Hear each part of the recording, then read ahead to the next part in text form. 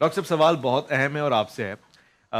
یہ جو ہمارے آپسی اختلافات ہیں یہ کس موقع پہ حل ہو سکتے ہیں, حل ہو بھی سکتے ہیں؟ کب ایسا دن آئے گا کہ سب ایک ساتھ نماز پڑھیں گے, ایک صف میں کھڑے ہو کے, باوجود اس کے کہ میں اس پہ اعتراض کرتا ہوں, میں اس پہ اعتراض کرتا ہوں. سوال کا دوسرا حصہ یہ ہے کہ اس انداز سے فائدہ ہوگا امت کو کہ بھئی یہ شرک ہو گیا, یہ دین سے باہر ہو گیا, یہ دین کے اندر ہو گیا, یہ شرکیہ کلمات ہو گئے, اس سے فائدہ ہوگا؟ فائدہ تو ضرور ہوگا. سوال یہ ہے کہ ایسا ہوگا کیسے. مثلا جیسے یہ بھی مشہور کیا ہوا ہے کہ اختلاف امتی رحمت. سوال یہ ہے کہ جب وہ ایک چیز ہے ہی رحمت تو اس سے بچنے کی کوششیں کیوں کی جا رہی ہے؟ رحمت سے پیچھا چھڑاؤ گے تو جب ایک چیز کو رحمت بنا دیا گیا تو پھر تو ہر کوئی اختلاف کرے گا, تو ثواب کا کام ہے, جتنا مرضی رحمت حاصل کرو. دوسری بات یہ ہے کہ مسلمانوں کا جو آپس میں اشتراک ہے, اصل میں ہمارا جو آج کے پروگرام کا جو سوال ہے بین المذاہب ہم آہنگی, مجھے اس سے بھی اختلاف نہیں ہے. اصل ہونا چاہیے تھا بین المسالک ہم آہنگی.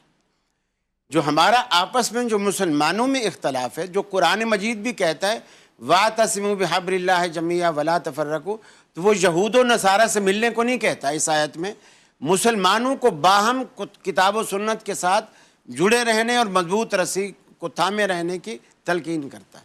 اور قرآن نے خود اس کا حل بتایا. ہم ایک دوسرے کے پیچھے نماز بھی پڑھ سکتے ہیں. کب؟ جب ہم سب کی نماز کا طریقہ ایک ہوگا. ہم ایک دوسرے کی قیادت بھی تسلیم کریں گے. کب؟ جب ہمارا قائد ایک ہوگا. اب وہ اگر میں کہوں کہ جی ہمارے عالم کو, ہمارے فلاں بزرگ کو بڑا بنا لو اور اس کے فتوے پہ عمل شروع کر دو, ظاہر بات ہے ہو سکتا ہے میں راضی ہو جاؤں اور کوئی بھی راضی نہیں ہوگا. اور اگر یہ اپنے کسی بڑے بزرگ کا نام لے لیں, ہو سکتا ہے یہ راضی ہو جائیں اور ہم سب راضی نہ ہوں. اسی طرح دوسرے, اسی طرح تیسرے, یہ پنڈی والی سرکار کا نام لے لیں اور ہم راضی نہ ہوں, یہ راضی ہوں. لیکن اب ایسی کوئی ہستی آپ کو چننی پڑے گی جس ہستی پر بریلوی, دیوبندی, شیعہ, اہل حدیث جو بھی کلمہ پڑھنے والا شخص ہے اس ہستی کی بات کو رد نہ کر سکے. اور وہ ہستی پوری کائنات میں سوائے محمد الرسول اللہ صلی اللہ علیہ وسلم کے دوسری کوئی ہستی نہیں. شیعہ کی صاحب نے بھی وہ رسول اللہ کا فرمان پیش کرو, نہیں کہہ سکتا کہ جی ہم نہیں مانتے. یہ مسلمان کے ایمان کا تقاضا ہی نہیں ہے کہ وہ یہ کہے میں اس ہستی کو رسول تو مانتا ہوں لیکن اس کی بات ماننے کو تیار نہیں. پھر وہ گویا اس کے اندر ایمان ہی نہیں ہے. تو یہ وہ چیز ہے جو ہمیں آپس میں متحد رکھ سکتی ہے. باقی جو بین المذاہب والی بات ہے نا, وہ ناممکنات میں سے ہے. خود رسول اکرم صلی اللہ علیہ وسلم نے اپنے صحابہ کو, امت کو سبق دی, من تشبہ بقوم فہو منہ, کہ جو کسی بھی قوم کی مشابہت کرے گا وہ انہی میں سے ہوگا. اسلام نے مسلمانوں کو اپنا کلچر دیا ہے, اپنے اخلاقیات دیے ہیں, اپنے رہن سہن کے طریقے بتائے ہیں, کھانے پینے کے آداب بتائے. یہ اسلام کے سارا نظام الگ ہے. لیکن ہم کیا کرتے ہیں, ہم سب کچھ باہر سے امپورٹ کر رہے ہیں, وہیں سے لے رہے, اور اسی میں ہمیں فخر محسوس ہو رہا ہے. اور اسلام کی مثلا اگر میں صرف دائیں ہاتھ سے کھاؤں بائیں سے نہ کھاؤں, لوگ کہیں گے دقیانوسی قسم کا آدمی. اور اللہ کے رسول کیا فرماتے ہیں, ان الشیطان یاکل بشمالہ ویشرب بشمالہ, شیطان بائیں سے کھاتا ہے اور بائیں سے پیتا ہے. اور ان کو مثلا دائیں سے بسکٹ کھا رہے اور بائیں سے چائے پکڑی ہوئی, بائیں سے چائے پی رہے ہیں, اور کوئی اس میں فرق نہیں محسوس کر رہے. نبی کریم صلی اللہ علیہ وسلم کے مزاج میں اللہ نے یہ بات ڈال دی تھی. مثلا قبلہ ایک جو ہمارا پہلا قبلہ تھا جو آج کل یہودیوں کے قبضے میں ہے, اس قبلے کی طرف آپ رخ کر کے نماز پڑھتے تھے.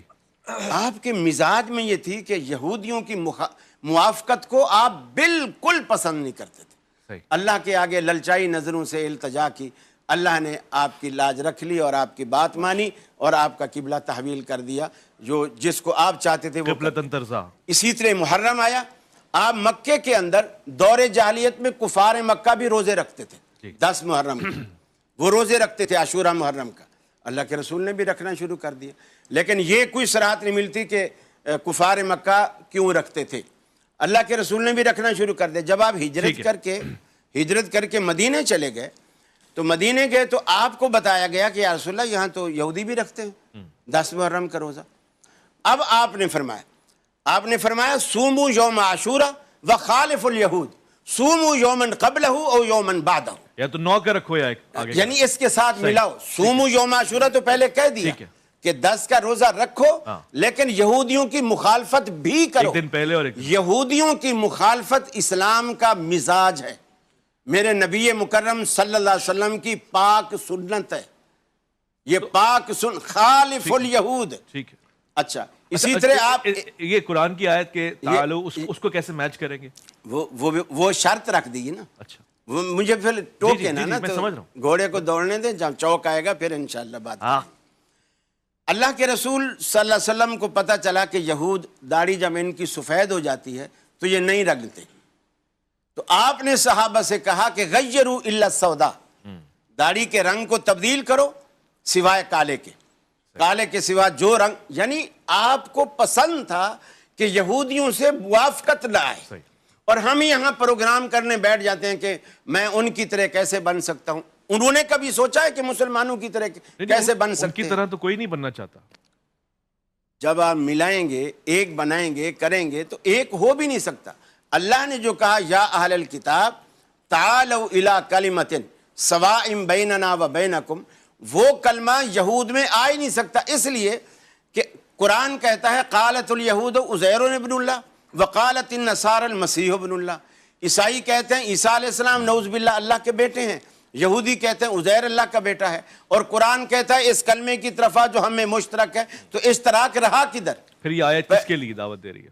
انہی کو دعوت دے رہی ہے، لیکن وہ یہ چھوڑیں گے نا کہ ہم اللہ کا بیٹا نہیں مانتے. پھر تو وہ مسلمان ہو جائیں گے. توحید صرف یہ ماننے سے کہ عزیر اللہ کا بیٹا نہیں تو مسلمان نہیں ہوتا نا بندہ. اور عیسائی بھی اگر صرف عیسیٰ علیہ السلام کو اللہ کا بیٹا نہ مانے تو مسلمان نہیں ہوں گے.